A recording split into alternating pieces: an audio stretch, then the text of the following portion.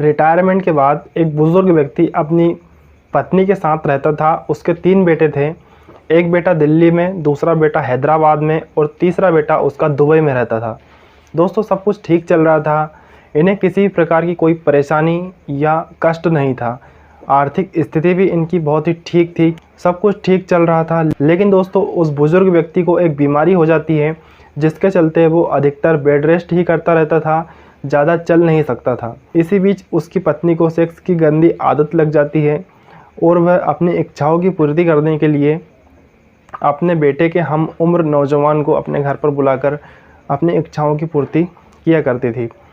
और दोस्तों इसके बदले बाकायदा वो उस व्यक्ति को पेमेंट भी करती थी और लगभग ऐसा 3 सालों से चल रहा था।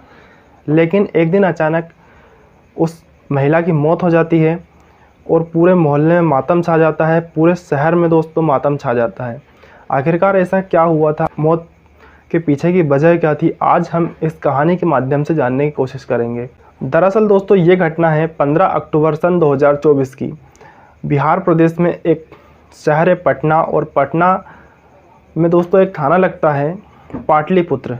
पाटलिपुत्र थाने के अंतर्गत नेहरू नगर है और नेहरू नगर के रोड नंबर 2 की ये घटना है। दरअसल दोस्तों सुजाता निवास में 2 बुजुर्ग दंपत्ति रहते थे।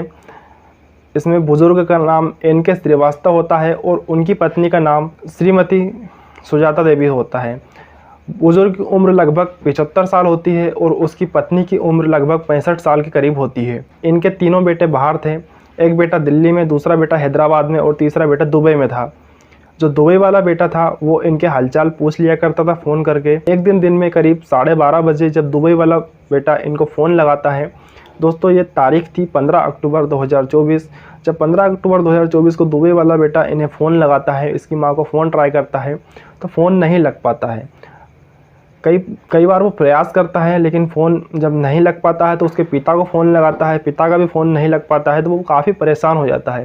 तो दोस्तों उनके जो सुजाता निवास था उसके जस्ट सामने एक अपार्टमेंट है, गणेश जानकी अपार्टमेंट, और उसी अपार्टमेंट में एक गार्ड नौकरी करता था। और दोस्तों उस गार्ड के नंबर दुबई वाले बेटे के पास होते हैं।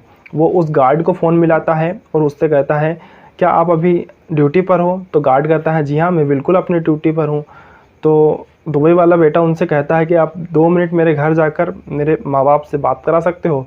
तो कहता है बिल्कुल करा सकता हूँ, आप थोड़ी देर वेट करो। और दोस्तों फ़ोन चालू रहता है, वो तुरंत निकल जाता है बात कराने के लिए। जैसे दोस्तों वो गणेश जानकी अपार्टमेंट से सुजाता निवास की ओर आगे बढ़ता है और सुजाता निवास में एंटर हो जाता है तो देखता है कि जिस रूम में वो लोग रहते थे उसकी दोस्तों बाहर से कुंडी लगी हुई है। इग्नोर करते हुए दरवाजे को खोलता है। जैसे ही दोस्तों दरवाज़ा खोला जाता है तो उसकी चीख निकल जाती है। चीख निकलने के बाद जो फ़ोन पे बुज़ुर्ग दंपत्ति का दुबई वाला जो बेटा था वो उनसे पूछता है आखिरकार ऐसा क्या हुआ है वहाँ जो आपकी चीख निकल गई। तो दोस्तों तुरंत वो वीडियो कॉलिंग करता है और वीडियो कॉलिंग के ज़रिए बताता है कि यहाँ पर 2 लाशें पड़ी हुई हैं और दोनों लाशें खून से लहूलुहान थी। एक लाश किचन में थी और दूसरी लाश बेडरूम में थी। इन दोनों लाशों को देखकर उसकी चीखें निकल जाती है। आसपास के लोग एकत्रित हो जाते हैं और उन्हीं में से कोई व्यक्ति पुलिस को भी सूचना दे देता है। जैसे ही पुलिस मौके पर पहुंचती है, पुलिस अपनी तहकीकात करना शुरू कर देती है। पुलिस एक सबूत को जुटा रही थी, फोरेंसिक की टीम भी वहां आ जाती है, लेकिन पुलिस को कोई अहम सबूत नहीं मिल रहा था। इसी दौरान पुलिस उसके तीनों बेटों को वहां बुला लेती है और जो बुज़ुर्ग दंपत्ति जिस एरिया के मुख्य निवासी होते हैं, जिस गांव के मुख्य निवासी होते हैं, उस गांव के व्यक्तियों को भी सूचना दी जाती है। जो मुख्य व्यक्ति होते हैं और उनके रिश्तेदारों को सूचना दी जाती है। सारे लोग वहां इकट्ठे हो जाते हैं, उनसे काफ़ी पूछताछ की जाती है, उनके बयान लिए जाते हैं, लेकिन पुलिस को कहीं से पुख्ता सबूत नहीं मिल रहा था। आखिरकार ये हत्याएँ क्यों हुई हैं, क्या हत्याओं के पीछे क्या कारण था? क्योंकि दोस्तों पुलिस जब छानबीन कर रही थी घर की तो न तो वहाँ लूटपाट का कोई इरादा हत्यारे का लगा, क्योंकि अगर लूटपाट के इरादे से हत्याएं होती तो काफ़ी कुछ फैला और बिखरा होता। लेकिन उनके यहाँ 15 लाख की ज्वेलरी और कुछ केस ज्यों का त्यों रखा हुआ था। हत्यारे ने उन्हें बिल्कुल भी नहीं छुआ और उनकी हत्या करके तुरंत वहाँ से निकल गया। पुलिस को समझ में नहीं आ रहा था आखिर मर्डर के पीछे का राज क्या है। पुलिस सीसीटीवी कैमरे खंगोलने की कोशिश करती है, लेकिन सीसीटीवी के ज़रिए भी उन्हें कोई अहम सबूत हासिल नहीं होता है। फिर दोस्तों एक व्यक्ति वहाँ पहुँचता है व्यक्ति जैसे ही वहाँ पहुँचता है तो पुलिस को कहता है कि 11 सेकंड की सीसीटीवी क्लिप है, यदि आपके काम आ सके तो आप प्लीज़ इसे देख लीजिए। पुलिस जब उस 11 सेकंड के सीसीटीवी क्लिप को देखती है तो उसमें पुलिस को एक सुराग हाथ लग जाता है। दोस्तों सुराग ये था कि एक व्यक्ति है जो सुजाता निवास की ओर से बाइक से आ रहा है। जैसे ही दोस्तों पुलिस उस 11 सेकंड की क्लिप को देखती है तो क्लिप देखने के बाद ये तो कंफर्म हो रहा था कि व्यक्ति सुजाता निवास की ओर से आ रहा है, लेकिन व्यक्ति का चेहरा नहीं दिख रहा था, उसके सिर्फ शर्ट का कलर ही वहाँ दिखाई दे रहा था। अब पुलिस उस 11 सेकंड की सीसीटीवी की गहराई से जांच करती है और अगले जो भी मुख्य चौराहे थे वहाँ जाकर सीसीटीवी फुटेज निकालती है और उस 11 सेकंड के फुटेज को जो चौराहे के फुटेज थे उनसे मिलाया जाता है। तो पता चलता है कि जो व्यक्ति आ रहा था उस व्यक्ति का चेहरा साफ साफ नज़र आ रहा था। आसपास के लोगों से उस व्यक्ति के बारे में पूछा जाता है तो दोस्तों आसपास के लोग उसे पहचान जाते हैं, कहते हैं ये तो अमित उर्फ टिंकू है, इसकी यहीं परचून की दुकान है। पुलिस सीधे पहुंच जाती है अमित के घर। अमित के घर जैसे ही पुलिस पहुंचती है तो अमित से पूछताछ करना स्टार्ट कर देती है। कुछ समय तो वो इधर उधर की बातें करता रहा, पुलिस को गुमराह करता रहा, लेकिन पुलिस जब सख्ती से उसके साथ पेश आती है और उससे कहती है हमें कुछ सीसीटीवी फुटेज हाथ लगे हैं, अमित सीसीटीवी की बात सुनते ही घबरा जाता है और दबाव में आने के बाद सारी चीज़ें यहाँ कबूल कर लेता है। चूँकि दोस्तों पुलिस ने यहाँ अंधा तीर मारा था, पुलिस को भी कंफर्म नहीं था कि ये बंदा हो सकता है यहाँ पर, लेकिन पुलिस ने जब जैसे ही अंधेरे में तीर मारा तो वहाँ दोस्तों वो सारी बातें कबूल करने लगता है और कहता है कि मेरी आंटी से बात होती थी, उन्हें कुछ भी चीज़ों की ज़रूरत होती थी तो मुझे फ़ोन लगाते थे और मैं उनके बेटे की तरह जाकर वहाँ हेल्प कर कर आ जाता था। लेकिन पुलिस को दोस्तों डाउट कुछ और ही हो रहा था। साफ साफ बताओ क्या बात है। तो दोस्तों अमित उर्फ टिंकू के द्वारा बताया जाता है कि जब 15 अक्टूबर की सुबह 7:30 बजे आंटी के द्वारा फ़ोन आया था तो उनके द्वारा कहा गया था कि आपकी हेल्प चाहिए, कुछ काम है, आपको घर पे आना है।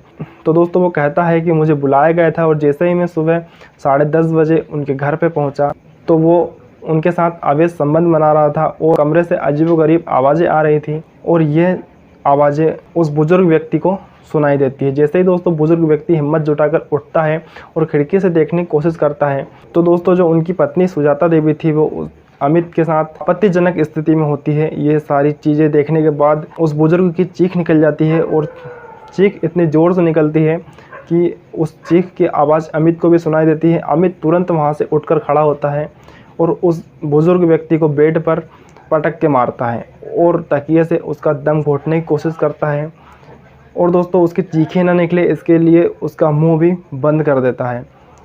अब दोस्तों सुजाता देवी वहाँ से उठती है, तुरंत किचन में जाती है। किचन में जाने के बाद एक धारदार हथियार लेकर आती है जिसे छुरा बोलते हैं। उस छुरे को लाने के बाद दोस्तों कई बार करती है उस छुरे से, वो उसके पति के ऊपर ही वार करती है और दोस्तों उसका पति यानी NK श्रीवास्तव जी वहीं पर दम तोड़ देते हैं और सुजाता देवी तुरंत किचन में जाती है। किचन में जाने के बाद उस छुरे को साफ़ करने लगती है और अमित को कहती है हमारे बीच में जो दीवार थी वो मैंने आज ख़त्म कर दी है। उसके चेहरे पर बिल्कुल खौफ नज़र नहीं आ रहा था, बेखौफ होकर वो उस छुरे को धो रही थी। अमित दोस्तों सारी चीज़ें देख रहा था। अमित को लग रहा था कि कहीं ना कहीं आगे के समय में ये मेरे लिए मुसीबत बन सकती है, इसलिए इसे भी अब ख़त्म कर देना बेहतर होगा। इसलिए अमित तुरंत वहाँ से किचन में जाता है और किचन में जाने के बाद पीछे से उसका गला पकड़कर उसके गला घोटने की कोशिश करने लगता है। लेकिन दोस्तों सुजाता देवी अमित के हाथों में भयानक रूप से काटती है और उसके हाथों से खून निकलने लगता है। सुजाता देवी छटपटा रही थी, छुड़ाने की कोशिश कर रही थी, लेकिन फिर अमित छुरे को उठाता है और छुरे से उसका गला रेत देता है और जो किचन में यूज़ होता है मूसल, जिसे हम मूसल कहते हैं दोस्तों, मसाले कूटने के काम में आता है, उस मूसल को उठाता है और उसके सिर पर कई सारे वार करता है और उसे लहूलुहान कर देता है। सुजाता देवी वहीं पर दम तोड़ देती है। दोनों बुजुर्ग दंपत्ति की वहाँ मृत्यु हो चुकी थी।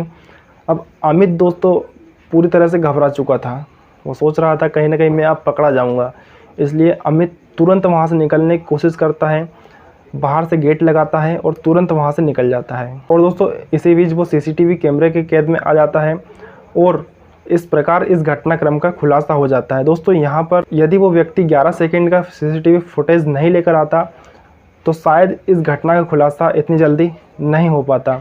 दोस्तों इस पूरे घटनाक्रम को सुनाने का उद्देश्य किसी व्यक्ति की भावनाओं को ठेस पहुंचाना नहीं है, किसी की भावनाओं को आहत करना नहीं है।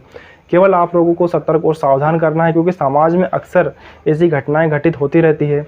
इन घटनाओं से आप सावधान रहें, सुरक्षित रहें और दोस्तों अपने बुजुर्गों का विशेष ध्यान रखें, क्योंकि दोस्तों यहाँ इन बुजुर्ग दंपत्ति का जो दुबई वाला बेटा था वो इन्हें अक्सर फ़ोन लगाकर इनके हालचाल लिया करता था। और दोस्तों घटनाक्रम वाले दिन भी इसने फ़ोन लगाया, फ़ोन नहीं लगा तो इसने तुरंत एक्शन लिया। इस पूरे घटनाक्रम के बारे में आपकी क्या राय है हमें कमेंट में ज़रूर देना। और अभी तक आपने चैनल को सब्सक्राइब नहीं किया तो सब्सक्राइब कर लेना, क्योंकि आगे भी आपके लिए ऐसे वीडियो में लाता रहूँगा। मैं मिलूँगा आपसे अगले वीडियो के साथ, तब तक के लिए जय हिंद, नमस्ते।